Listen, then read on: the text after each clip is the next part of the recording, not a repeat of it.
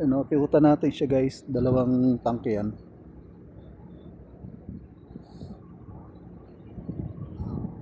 Ano, tatapos na yung ano, tatapos na yung ang tawag nila dyan, ah,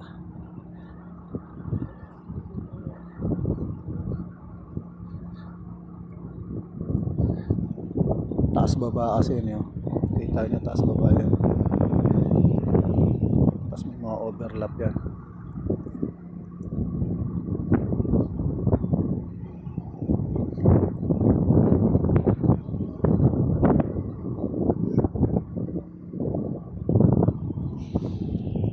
Hindi, di ba?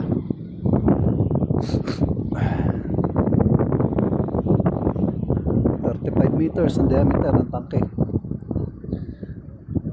At ito pa yung isa, pinapormahan na rin to, pinapormahan na rin yan, mga nakaabang na yung ano, bakal, inabangan na nila sa gilid. Ganyan diskarte, matindi, di ba? So dito yan sa industrial city ng Tabuk.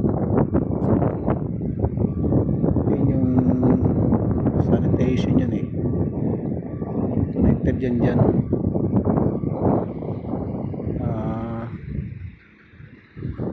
Pagkagaling dito sa tubig na to, sa tangke na to, isasalain doon, isasalain doon.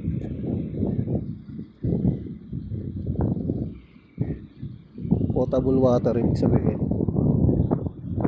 pwedeng inumin.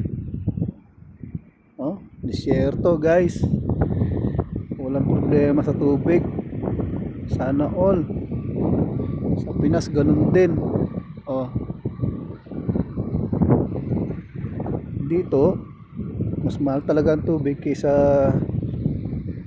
gasolina. May dahilan talaga kasi disyerto, lalagyan mo ng tubig, supply ng tubig.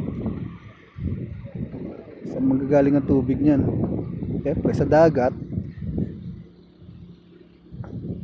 Ganon. Tapos i-filtrate yun sa reverse osmosis plant.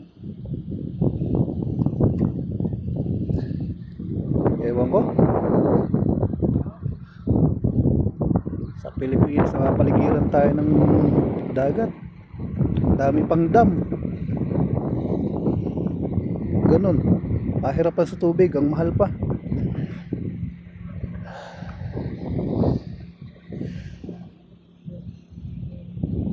Ganun ba yun dahil mayaman ang bansa?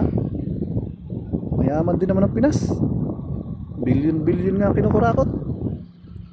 Nasabi ko lang. Baka sakali magising sila. Oh, disyerto guys eh, no? Isa pa lang to sa mga ano, may mga itatayo pang ano, water plant facility. Potable water, pwedeng inumin guys. Ibig sabihin yan, dyan yung people trade yan, nakaabang na yan, no? Papunta rito sa dalawang malalaking tangke ng tubig na 35 ang diameter, 35 meters ang height, 5.7 meters. Laki, di ba? Kaya ganyan ka-secure ang pundasyon yan. Dahil ano, di uno to. Oh, 25. Ito, stirrup nya 16. Oh, hanggang doon lahat na yung 16. Etong main bar, di uno, dalawang size lang. 25 at 16.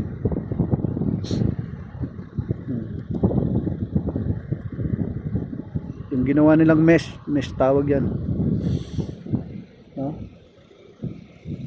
16 taas baba. Ewan ko na lang. Oh. Oh. Sa design yan, yung distansya ng mga stirrup na yan, original design is 125. Pero dito, ginawa namin 110. Mas masinsin, ibig sabihin. So, matibay talaga yun guys. Ewan ko na lang. So, dito yan. At medyo balik na ako ron. Malamig. Uhuhuy. Malamig. Oh. Baka mabitawan pa yung cellphone dito. Paano dudukutin yan, di ba? Oh, balik na tayo sa opisina. Alas 9 ng umaga. Ang degree ay 7 degree. Oh, di ba? Ang saya. Dito yan, Tabuk area. Ewan ko. Sa ibang lugar ng Saudi, nag-iinit na raw. Pero dito sabi nila, dito nag-iinit. Kaya, yan. See you next time. Bye-bye.